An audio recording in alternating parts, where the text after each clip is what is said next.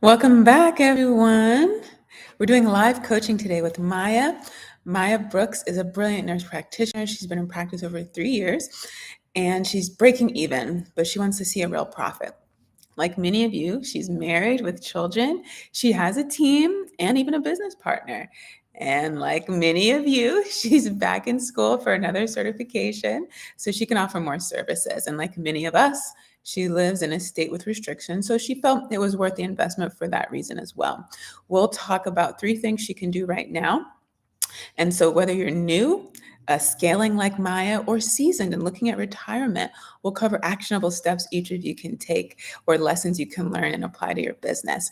Welcome. I'm Dr. Kimberly Madison, the founder of, and I'm a Dr. Kimberly Madison. I'm a doctorally prepared nurse practitioner, and I am the founder of Mahogany Dermatology Nursing Education and Research, where we're committed to increasing access to dermatology nursing education for nurses and nurse practitioners with a specific interest on skin of color, business acumen, and digital fluency. I've been coming on live for over 2 years now, sharing my journey, presenting it as a case study that turned into me answering your questions, and now creating a community and solutions for you to continue to start, scale, and optimize your practice so you can live the life you work so hard for. Specifically on this channel, today I'm doing batch content day. That's when a content creator will take out a block of time either every week or once a month or whatever works for them to create a lot of content at one time. That allows us to be consistent and persistent. That allows us to avoid social media burnout. And it's really helpful. It's really helpful for scheduling, helpful to get free time to be with your family, to continue to grow your business, to be creative. That consistency and persistency, that is really, I can't overemphasize that enough, how important that is. Because it's not even about doing anything the best or being special or different. It's really just the continuation of showing up. That is the hardest part of it. 90% of people won't last. Only 10% of people make it. I'm here to help you be one of the 10%. What do we do here? Well, right now we're doing this batch content. This is the second episode, and then that's it. I'll sign off. I'll catch you throughout the week on social media. This month in particular, I have a master class coming out, so you'll be able to join me live for that too. I'll have more information on that throughout the week on the social media platform, and then I have a playlist for you. It's a new playlist. It's called Aesthetics for Nurse Practitioners and Entrepreneurs. I invite you to check that out. We have the Nursing Aesthetics book. And actually, this is a book that I've written for you all, Nursing Aesthetics, an introductory guide for nurse practitioners and entrepreneurs, to answer that question that comes up every day, where to start. So you have a better idea of what it is you are investing in, what's expected of you as a practicing clinician, and what where your contributions can be, just to give you a better view of the land and the landscape. And so, I finished that book over a month ago. I don't know how many of you have published books before, but it is quite the process. And so, the ebook is supposed to be available. It just takes a few days for it to be available on Amazon. That's what I'm checking right now. And just waiting for the paperback clearance to go through. So in the time that I'm filming, it's not available, but while you're watching this, it might be. And if that's the case, I'll update the description box. But so excited about that. And I still want to thank all of those of you who helped pick the cover. We still have something very special for you all for participating and helping with that. Last week, I joined you talking about the state of nursing education, my newest white paper with a specific interest on cosmetic and dermatology education for clinicians and entrepreneurs. That link is in the description box to download the paper. And that's my love letter to nursing, to give you a guide, let you know all the opportunities that are available to you beyond patient care when it comes to entrepreneurship, and to answer the question that our colleagues and the public has when it comes to our nursing education and training. And then we have the Mahogany Dermatology blog.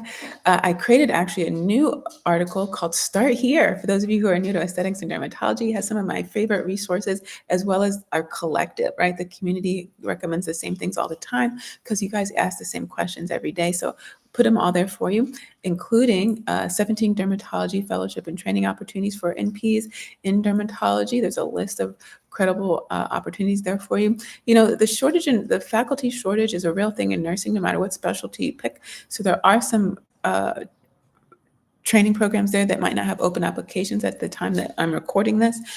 So you can just email them and find out when they expect that to open up. If you're in the market and you want to and you want to teach, hit them up, let them know you're available, right? That's the number one thing people are looking for.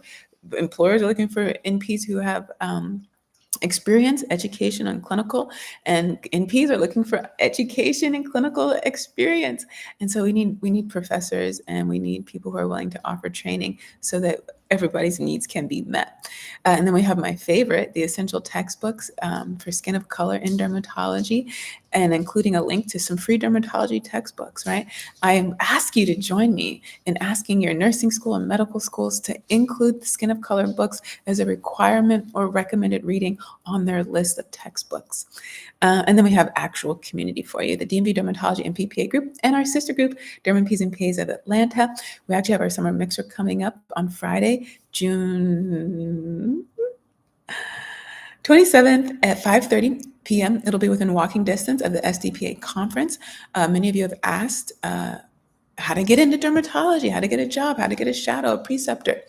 And conference is one of them. It's one way to network, whether you're an entrepreneur or a clinician, one way to get exposure to education, hear from key opinion leaders, become a key authority yourself, create community. And so highly recommend, you're always going to hear people recommend that. And SDPA is the first conference that I know of that since I've been in the mix of dermatology, that's in DC. And so since that's my home, and we have our group that's housed there, I have to be there. I have to support their mission and initiatives, and bring attention to my home. I'll be joining them on that Wednesday on their Hill Day, where we go speak to legislators at Capitol Hill. We'll have our summer mixer, our dinner that Friday, and then I'll be at the Black Health Connect conference, hang out with my friend Jasmine Cofield, one of the co-founders of the Physician Assistants of Color, as well as everyone else in the building. So let's get into our topic today. So we do a few things since I go live.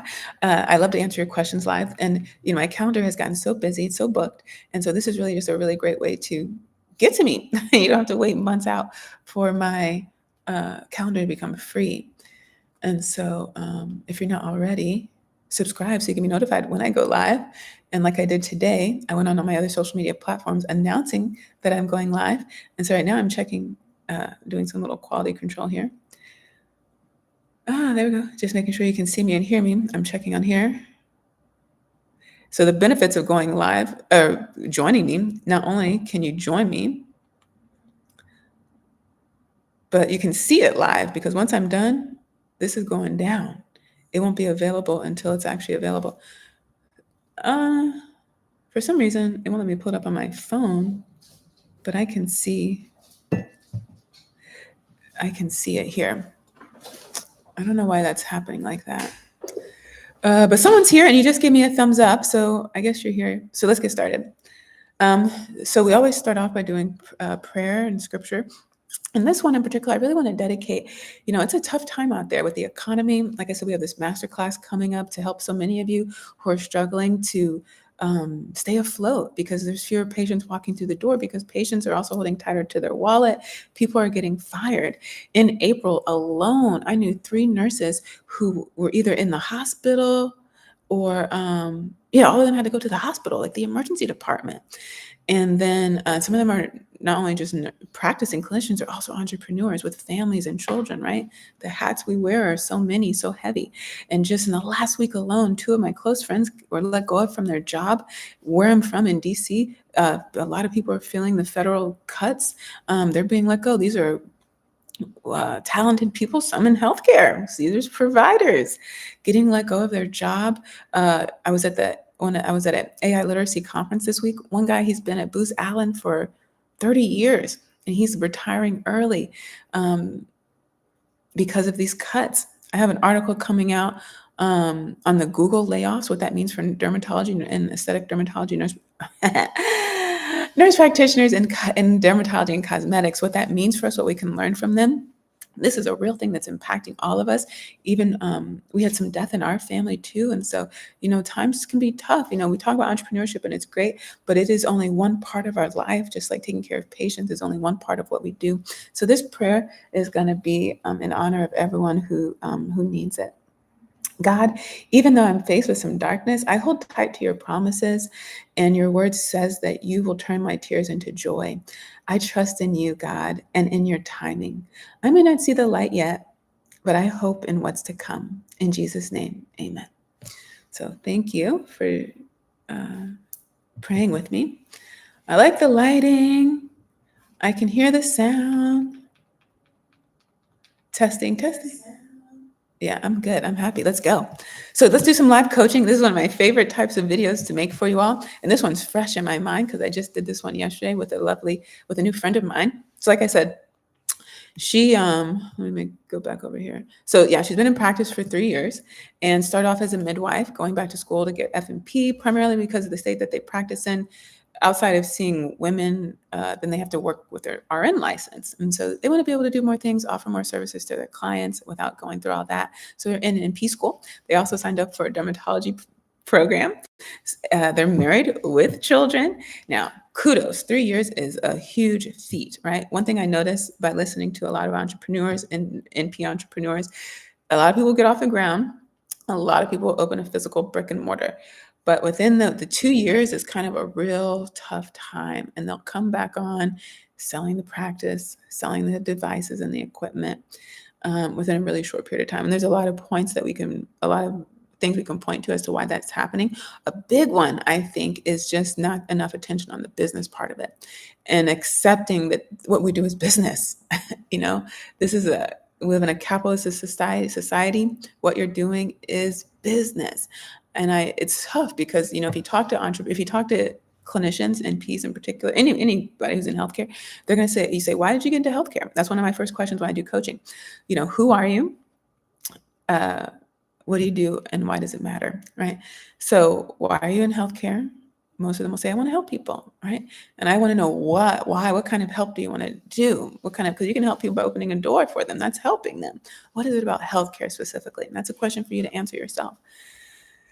And then you get in there, and I was telling a patient this week, right? Just like they're frustrated with kind of the business part of it, we get frustrated too. We think we're getting in this to help people.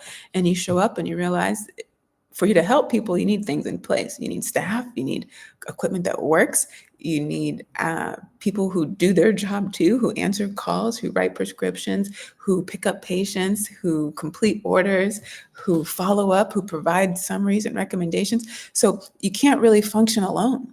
I know a lot of students hate group projects, but our practice is a group mission.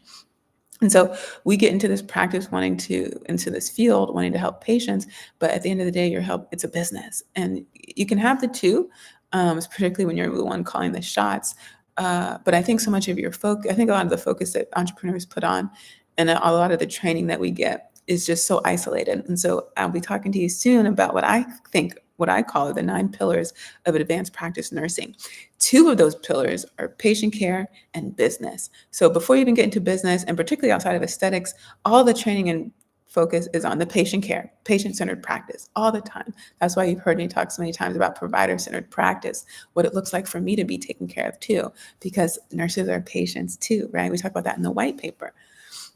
But when you cross into cosmetics and aesthetics and entrepreneurship, some of that training also will include business. And it will touch on marketing, but it doesn't always touch on the art of sales. And then even if someone hears sales, sometimes they get overwhelmed by that. They're turned off by that. They just want to pay someone else to do it. Or they don't touch it at all, right? They want to, yeah, I'm not going to go down my rabbit hole on that. But I think that's a big, big part of it. And also understanding where your role is going to be in that. And so there's so much to learn in business and there's so much to learn in dermatology that it's really hard to split your attention between the two. You kind of have to pick a lane. And decide where you want to be in your business, right? Do you want to be the one doing the work? That's fine. Then you need to have a team that's making the decisions. Do you want to be the one making the decisions?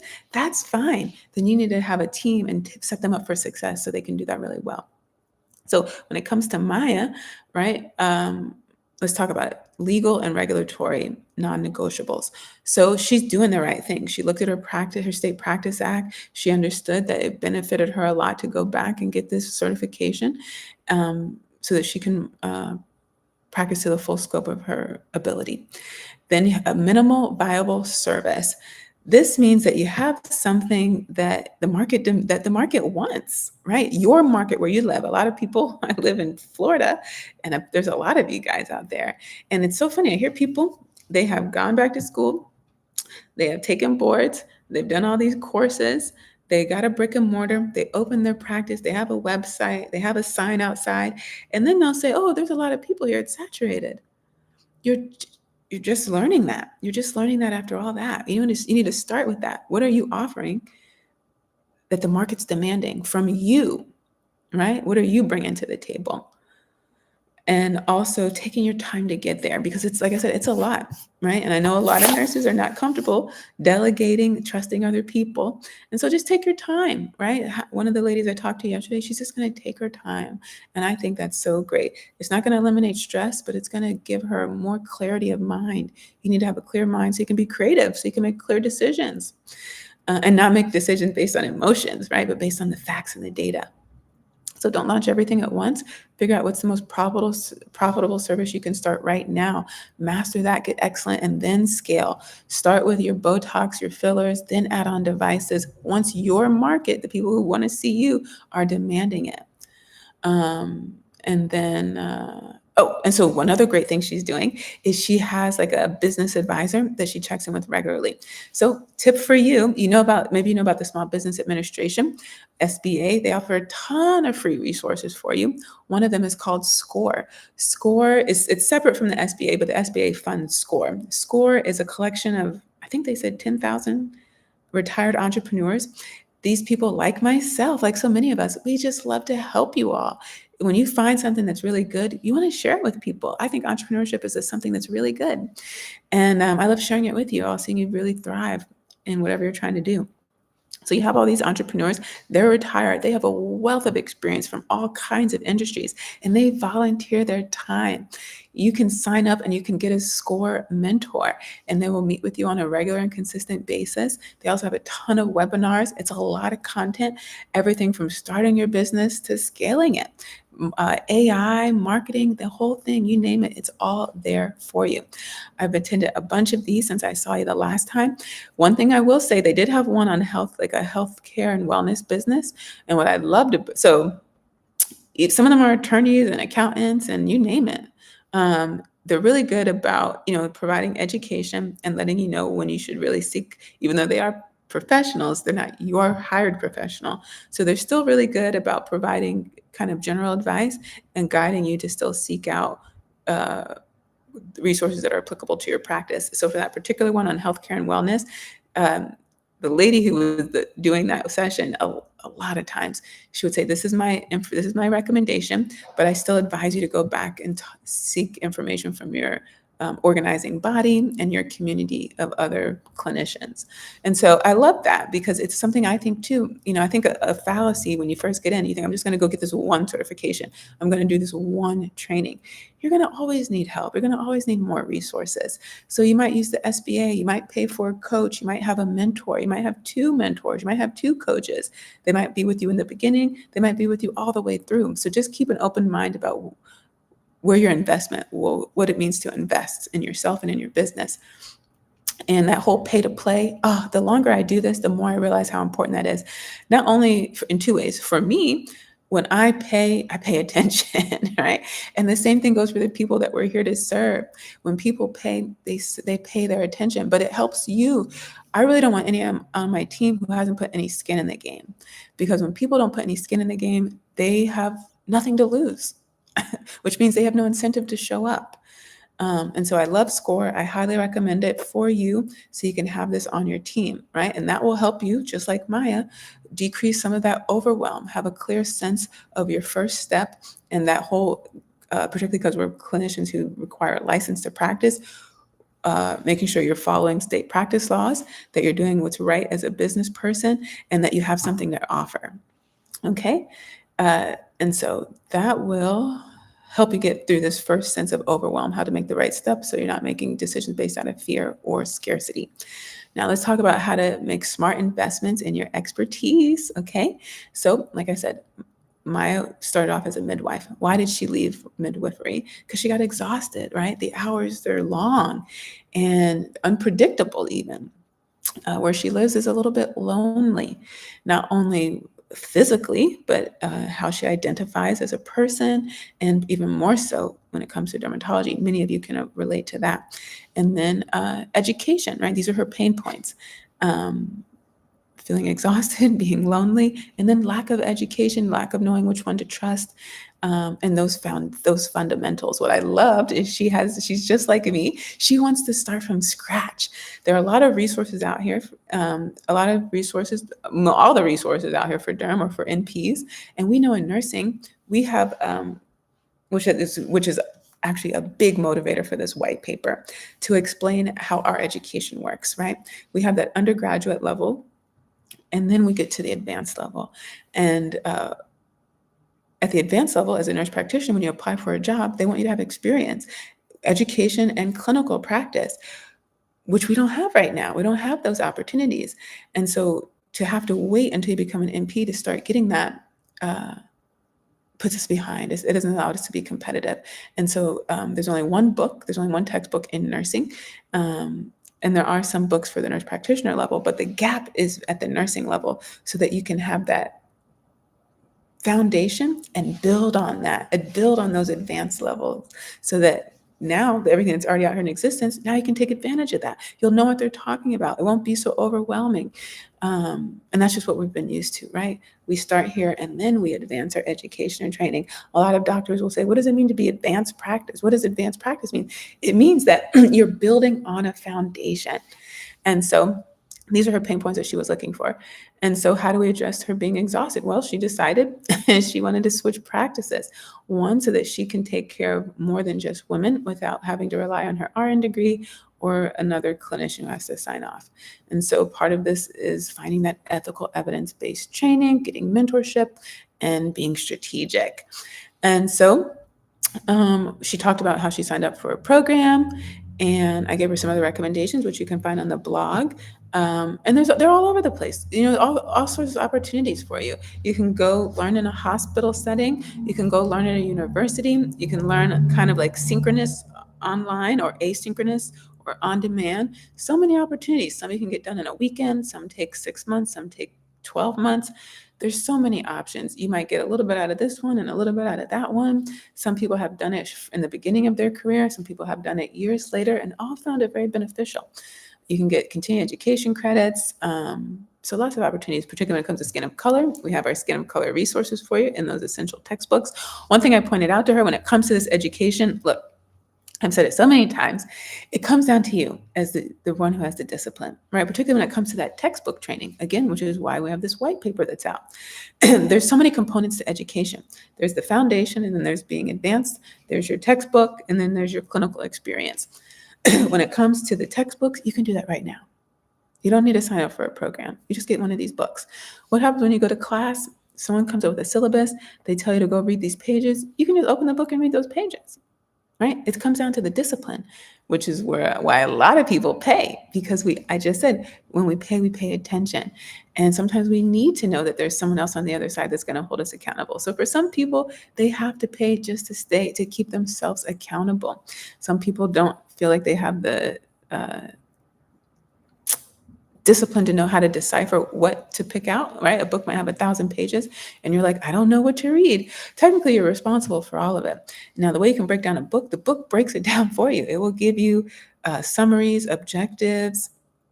It will highlight things. It will give you pictures, have questions at the end, and that will draw your attention to some of the things that are most important. But you always want to know, what's the disease? What is the anatomy and physiology? The pathology? This is nursing, right? And then what happens when things go wrong? First, you learn about how things are designed to work and function. Then you learn what happens when they don't work that way. What do we call it? It has a different disease name and it has a different treatment option.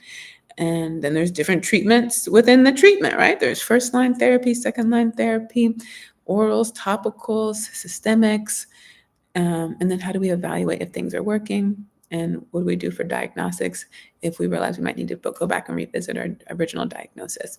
That's it. You just break it down into those categories. Every chapter, you do it the same way, just like you did when you did pathology, just like you did when pharmacology. You were able to put categories together. And then each time you go to a new chapter, you just fill in those categories for those new topics. Keep it simple. Don't make it too complicated. And then mentorship. She's in community. She sought me out as one person, right? And she's looking for a community, right? And community is so important because, like I said, you only know what you know, and it keeps you accountable. Let you be in a room with other people who are trying to do the same thing or who have already done it, and you can move much faster, much quicker, with a lot more confidence. A lot of times, the conversations that I have, the ones that you can listen to other people having on their platform, is all about giving people confidence, especially in the world of entrepreneurship. I had that. I would say I had imposter syndrome for probably 5 years. And that stuff is tough. It will hold you back in so many ways.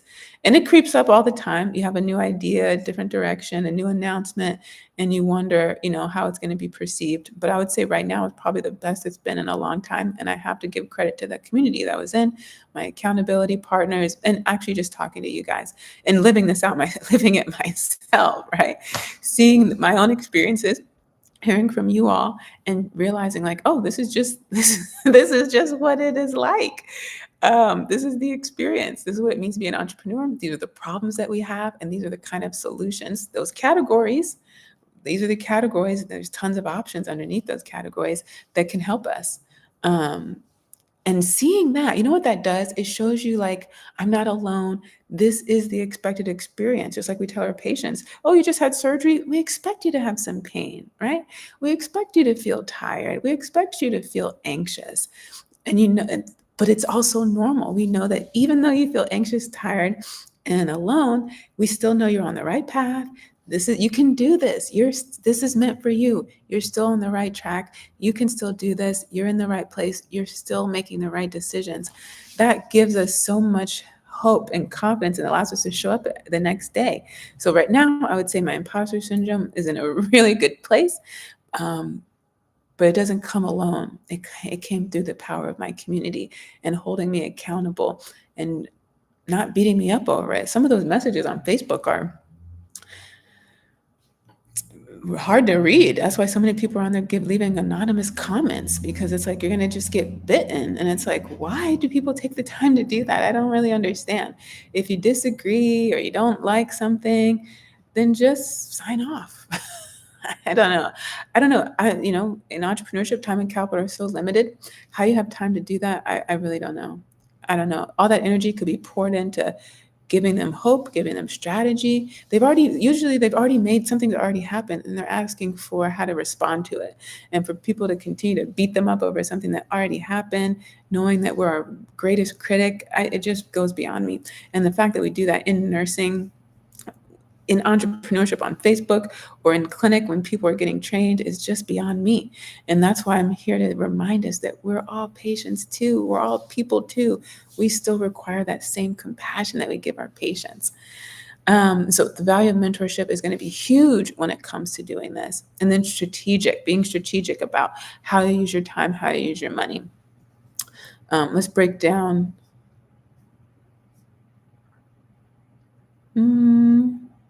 Yeah, we'll get into exactly what she can do to help break even. This is a great time for me to remind you that if you haven't subscribed, I'd love for you to subscribe. If this all sounds great and you're like, yeah, but I just need a roadmap on where to start, those checklists that we love so much in nursing, I got you covered. We have that upcoming masterclass. It is free. It's called the 5-part playbook for cosmetic NPs to make money in any economy, because it's tough out there.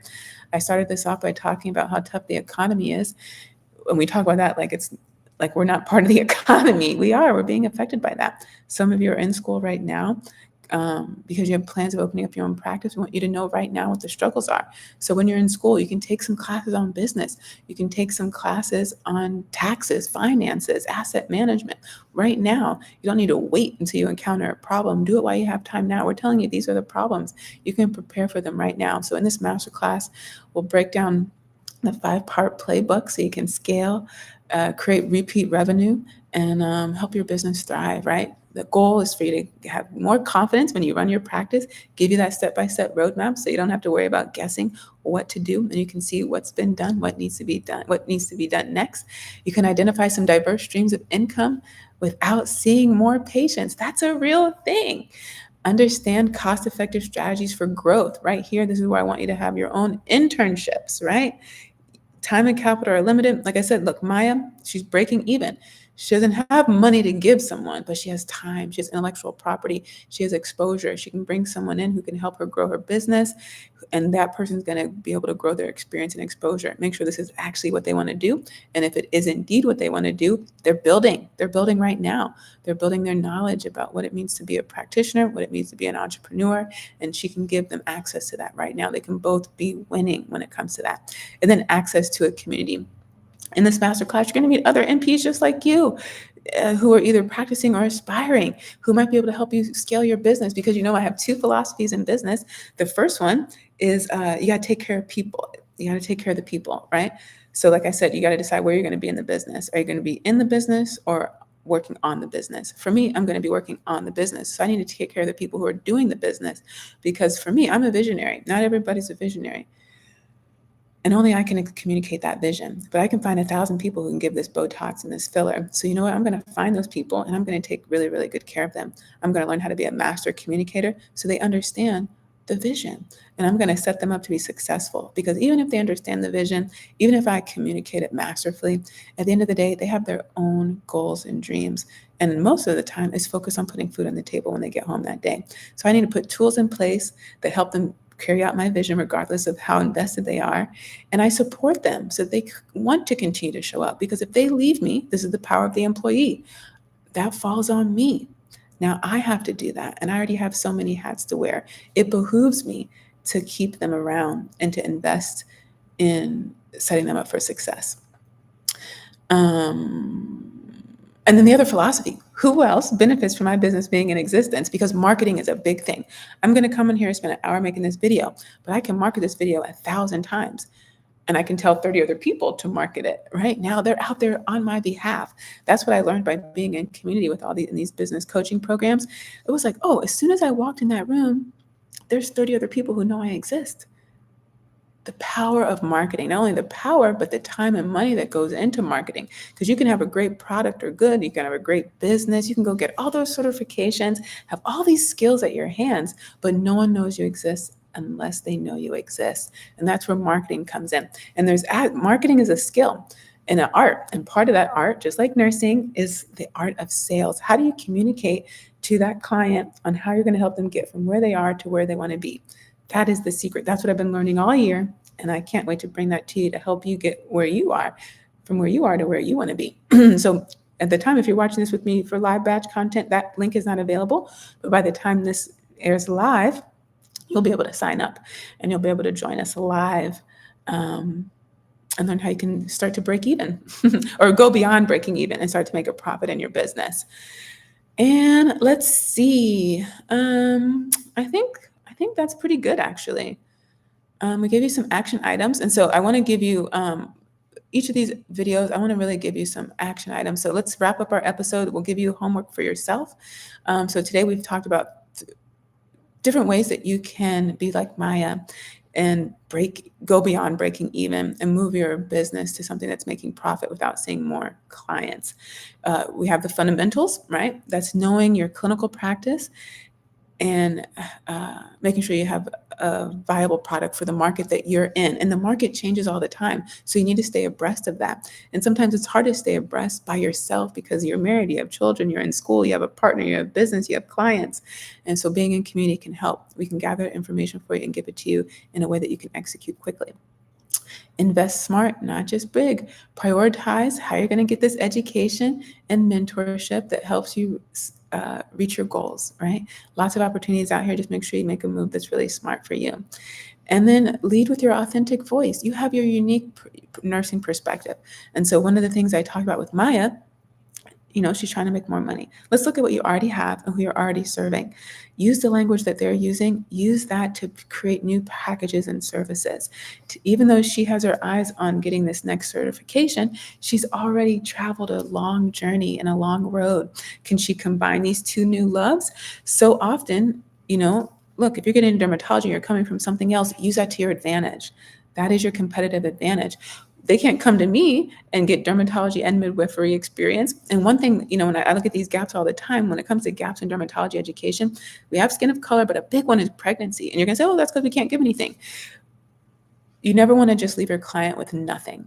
Say, hey, let's focus on what we can do. Let's focus on the alternatives. Create packages and services and memberships that address that person, because that person still wants to be cared for. They still want to be seen. No one wants to hear what they can't do. They want to hear what we can do. And when you can talk that language, you can bring in a whole new clientele. You have a whole community of midwives that you were just a part of.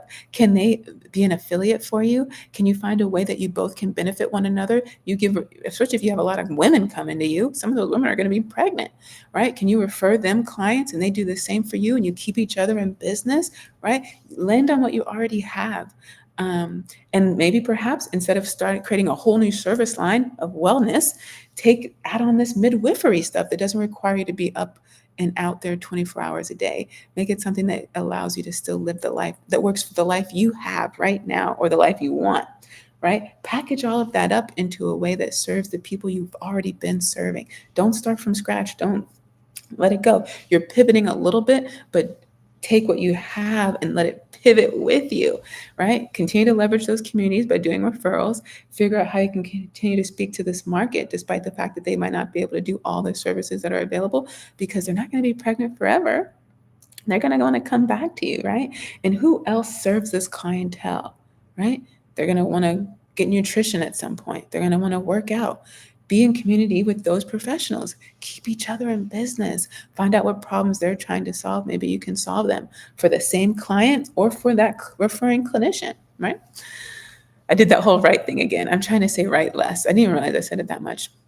So what I want you to do today, just like I told Maya, I want you to go to ChatGPT and you're going to, one thing Warren Buffett says is list out 25 things you're working on. 25, we all have them. It sounds big, but once you start working on that list, it's going to be 25 things. Narrow it down to 3 things. Take those 3 things to ChatGPT.